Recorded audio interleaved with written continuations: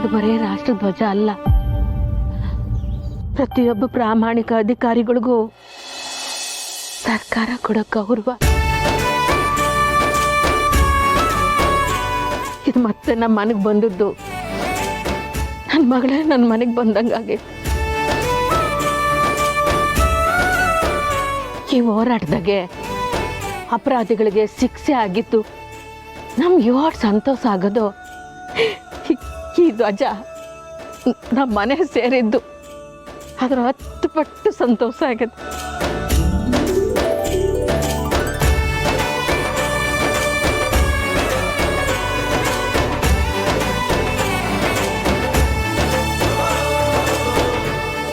ರಾಷ್ಟ್ರಧ್ವಜ ಅಂದರೆ ತಾಯಿ ಇದ್ದಂಗೆ. ಕರ್ತವ್ಯದಾಗೆ ಯಾರು ಪ್ರಾಮಾಣಿಕವಾಗಿರ್ತಾರೋ, ಯಾರು ನಿಷ್ಠೆಯಿಂದ ಇರ್ತಾರೋ ಅಂಥವ್ರ ಮನೇಲಿ ಮಾತ್ರ ಈ ತಾಯಿ ಇರ್ತಾಳೆ. ಪ್ರಾಮಾಣಿಕವಾಗಿ ಯಾವ ಅಧಿಕಾರಿ ಕೆಲಸ ಮಾಡಿರ್ತಾರೋ ಅವ್ರು ಸತ್ತ ಮ್ಯಾಕೆ ಅವ್ರಿಗೆ ಮಸಿ ಬಳಿಯುವಂಥ ಕೆಲಸ ಮಾಡಬಾರ್ದು. ಕಷ್ಟಪಟ್ಟು ಕೆಲಸ ಮಾಡೋ ಅಧಿಕಾರಿಗಳಿಗೆ ಈ ಧ್ವಜದಿಂದ ಗರ್ವ ಸಿಗೋಂಗಾಗಬೇಕು. ಎಲ್ಲ ಪ್ರಾಮಾಣಿಕ ಅಧಿಕಾರಿಗಳ ಪರವಾಗಿ ಇದನ್ನ ನಮ್ಮ ಮನೆಯಾಗಿಟ್ಟು ಪೂಜಿಸ್ತೀನಿ. बोलो भारत माता के जय, बोलो भारत माता के जय, बोलो भारत माता के जय, बोलो भारत माता के जय. ಅತ್ತೆ, ಇವ್ರ ಮಾತು ನಂಬೇಡಿ. ರಾಜಿ ಸುಳ್ಳು ಹೇಳ್ತಿದ್ದಾರೆ. ಅಯ್ಯೋ ಇಲ್ಲ ಅಮ್ಮೋರೆ, ಹೇಳ್ಬೇಕು ಅಂತಂದ್ರೆ ಆ ಸಿಂಗಾರಮ್ಮಂಗೆ ಈ ರಾಧನು ಸಹಾಯ ಮಾಡೋಳೆ.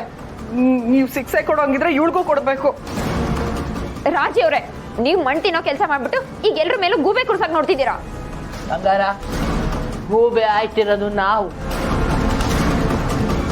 ನಂಗೆ ಯಾಕೋ ರಾಜವ ಹೇಳ್ತಿರೋದಾಗೆ ಸರಿ ಅನಿಸ್ತೈತೆ. ನೀನು ವಿಚಾರ ಮಾಡಿ ನಿರ್ಧಾರ ತಕ್ಕ.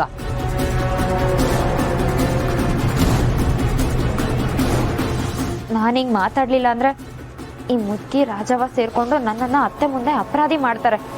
ಏನ್ ಮಾಡ್ಲಿ?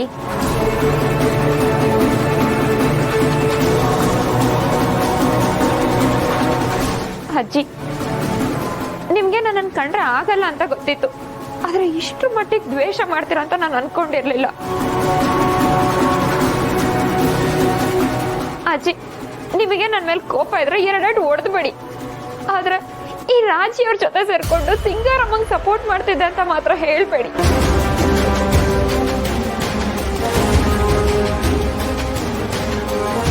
ನಿಂದೆಲ್ಲ ನಾಟಕ ಅಂತ ನನಗೆ ಗೊತ್ತು ಕಣೆ. ಅತ್ತೆ, ಯಾರು ಏನಾದ್ರೂ ಹೇಳಿ, ಆದ್ರೆ ನಿಮಗೆ ನಾನು ಏನು ಅಂತ ಗೊತ್ತಿದೆ ಅಲ್ವಾ? ನಾನು ಯಾವತ್ತಾದ್ರೂ ನಿಮ್ ಮನ್ಸಿಗೆ ನೋವಾಗ ಕೆಲಸ ಮಾಡಿದೀನ ಅತ್ತೆ?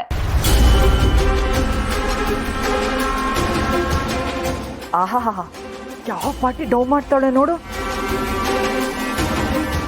ಹೇಳಿ ಅತ್ತೆ, ಮಾತಾಡಿ. ನೀವ್ ಈ ರೀತಿ ಮೌನವಾಗಿದ್ರೆ ಇವರೆಲ್ಲ ನನ್ ಮೇಲೆ ಮಾಡ್ತಿರೋ ಆರೋಪ ಸತ್ಯ ಅಂತ ಆಗುತ್ತೆ. ಅತ್ತೆ, ಇಷ್ಟೆಲ್ಲ ಆದ್ಮೇಲೂ ನಾನು ಈ ಮನೇಲಿ ಇರಲ್ಲ ಅತ್ತೆ. ನಾನು ಈ ಮನೆ ಬಿಟ್ಟು ಹೋಗ್ತೀನಿ. ಅಯ್ಯ ರಾಧವ, ಯಾಕಂಗೆಲ್ಲ ಮಾತಾಡ್ತೀಯ? ಅವ್ವ, ನಮ್ ರಾಧ ಹೆಂಗೆ ಅಂತ ನಮಗ್ ಗೊತ್ತಿಲ್ವೇ? ಅಯ್ಯೋ ಅಮ್ಮೋರೆ, ದಿಟ್ಟವಾಗ್ಲೂ ಇದಾಗೆ ರಾಧನು ಸಾಮಿಲ್ ಆಗೋಳೆ. ಅವಳು ಸುಳ್ಳು ಹೇಳ್ತಾಳೆ, ಅವಳು ಮಾತು ನಂಬೇಡಿ. ಏಯ್, ಯಾರ ಮಾತನ್ನ ನಂಬೇಕು, ಯಾರ ಮಾತನ್ನ ನಂಬಾರ್ದು ಅನ್ನೋದು ನನಗ್ ಸಂದಾಗ ಗೊತ್ತದೆ. ಅದನ್ನ ನಿನ್ನಿಂದ ನಾನು ಯೋಳ್ಸ್ಕೋಬೇಕಾಗಿಲ್ಲ. ನೋಡ್ರಾಜಿ, ರಾಧಾ ನಮ್ಮ ಮನೆ ಮಗಳು. ಅವಳು ಯಾವುದೇ ಕಾರಣಕ್ಕೂ ಈ ತ್ಯಾಪ್ ಮಾಡಕ್ಕಿಲ್ಲ. ಹಂಗೆ ಈ ತ್ಯಾಪ್ ಮಾಡಿರೋರ್ನ ಯಾವುದೇ ಕಾರಣಕ್ಕೆ ನಾನು ಬಿಡಕ್ಕಿಲ್ಲ. ಇಲ್ಲ ಅಮ್ಮವ್ರೆ, ಇದ್ರಾಗ ನೀವು ರಾಧನ್ ಹೆಂಗ್ ನಂಬ್ತಿದ್ದೀರೋ ನನ್ನನ್ನು ನೀವು ಹಂಗೆ ನಂಬೇಕು. ನಿಜವಾಗ್ಲೂ ನಾನು ಇದ್ರಲ್ಲಿ ಅಮಾಯಕಿ. ವಾಹ್, ನೀ ನಿಮ್ಮವ್ವನ್ ತವ ಮಾತಾಡಕ್ ಶುರು ಮಾಡ್ತೀಯಲ್ಲ, ಆಗ್ಲೇ ಬಂದೆ ಕೂರ್ಸಿ. ಅತ್ತೆ, ಅದು ರಾಧಾ, ಯಾಕವ ಕಣ್ಣೀರಾಗ್ತೀಯ? ನೀನ್ ಯೋನು ಅನ್ನೋದು ನನಗೆ ಗೊತ್ತಿಲ್ವೇ? ಒಂದೊಂದ್ಸಲ ತುಂಬಾ ನೋವಾಗುತ್ತೆ ಅತ್ತೆ. ಎಲ್ಲರೂ ಪ್ರೀತಿ ವಿಶ್ವಾಸದಿಂದ ಮಾತಾಡಿದ ತಕ್ಷಣ ಅವ್ರು ಮಾಡೋ ಕೆಟ್ಟ ಕೆಲಸದಲ್ಲಿ ನಾವು ಭಾಗಿಯಾಗಿದ್ದೀವಿ ಅಂತನಾ? ಈಗ ಯಾರವ ಹಂಗೆ ಹೇಳಿದ್ದು?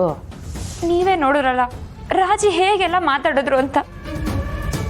ದಿಕ್ಕು ದೆಸೆ ಇಲ್ದಿರೋ ಹುಡುಗಿ ಅಂತ ಇಲ್ದಿರೋದೆಲ್ಲ ಅಪವಾದ ಹೊರ್ಸೋದ ಅತ್ತೆ. ಏ ರಾಧವ, ನೀನ್ ಯಾಕವ ದಿಕ್ಕು ದೆಸೆ ಇಲ್ದಿರೋಳಾಗ್ತೀಯ? ನಿನ್ಗೆ ಅಂತ ನಾವೆಲ್ಲ ಇಲ್ವೇ? ನೀವು ಇರೋದಕ್ಕೆ ಅತ್ತೆ ನಾನಿಲ್ಲಿ ಇರೋದು. ಆದರೆ ಎಲ್ಲರೂ ನನ್ನನ್ನು ಅನುಮಾನದಿಂದ ನೋಡಿದ್ರೆ ನನಗೆ ತುಂಬ ಬೇಜಾರಾಗುತ್ತತ್ತೆ. ನೀನನ್ನು ಯಾರು ಅನುಮಾನದಿಂದ ನೋಡ್ತಿಲ್ಲ ರಾಧವ. ಅದ್ಯಾವುದೋ ಬೀದಿ ನಾಯಿ ಬಂದು ಬಗ್ಳದ್ರೆ ನಾವು ಮನೆಯವ್ರನ್ನೇ ಕಳ್ರು ಅನ್ನೋ ಕಾಯ್ತದ? ಸ್ನೇಹನ್ ಮ್ಯಾಕೆ ನಾನು ಮೊದಲು ಹಿಂಗೆ ಅನುಮಾನ ಪಡ್ತಿದ್ದೆ. ಆದ್ರೆ ಆ ಮ್ಯಾಕೆ ನನ್ನ ಅಭಿಪ್ರಾಯ ಬದಲಾಗ್ಲಿಲ್ವೇ? ಅವಂಗೂ ಆಟೆಯ. ಇವತ್ತಲ್ಲ ನಾಳೆ ನಿನ್ನ ಒಳ್ಳೆತನದ ಬಗ್ಗೆ ಗೊತ್ತಾಯ್ತದೆ. ಆದರೂ ಯಾಕೋ ನನ್ನ ಮನಸ್ಸು ಇದಕ್ಕೆ ಒಪ್ತಿಲ್ಲ ಅತ್ತೆ. ಹತ್ರ ಇದ್ದು ಕೆಟ್ಟವರಾಗೋದಕ್ಕಿಂತ ದೂರ ಇದ್ದು ಒಳ್ಳೆಯವರು ಅನ್ನಿಸ್ಕೊಳ್ಳೋದೇ ಉತ್ತಮ ಅಲ್ವಾ? ಹಂಗೆಲ್ಲ ಮಾತಾಡ್ಬಾರ್ದವ. ನೋಡು, ನೀನೇ ನಿಮ್ಮ ಅವಂತವ ಯೋನ್ ಹೇಳ್ದೇಳು, ನಾನು ನಿನ್ನ ಪರವಾಗಿ ಇವ್ನಿ ಅಂತ ತಾನೆ. ಮತ್ತಿನ್ ಯೋನ್ ನಿನ್ಗೆ? ರಾಧಾ, ಯಾರು ಯೋನನ ಹೇಳಿ, ನಾನು ಯಾವಾಗಲೂ ನಿನ್ನ ಜೊತೆಯಾಗೆ ಇವ್ನಿ. ನೀನು ಈ ಮನೆಗೆ ಬರೀ ಸೊಸೆ ಆಟೆ ಅಲ್ಲವ, ಈ ಮನೆ ಮಗಳಿಗಿಂತ ಹೆಚ್ಚು. ಅರ್ಥ ಐತೆ? ಇನ್ಯಾವತ್ತು ಈ ಮನೆ ಬಿಟ್ಟೋಯ್ತೀನಿ ಅನ್ನೋ ಮಾತಿರ್ಲಿ ಯೋಚನೆ ಕೂಡ ಮಾಡಬೇಡ. ಈ ಬಂಗಾರ ಬದುಕಿರೋ ಗಂಟ ರಾಧನ್ ಕೈನ ಬುಡಾಕಿಲ್ಲ.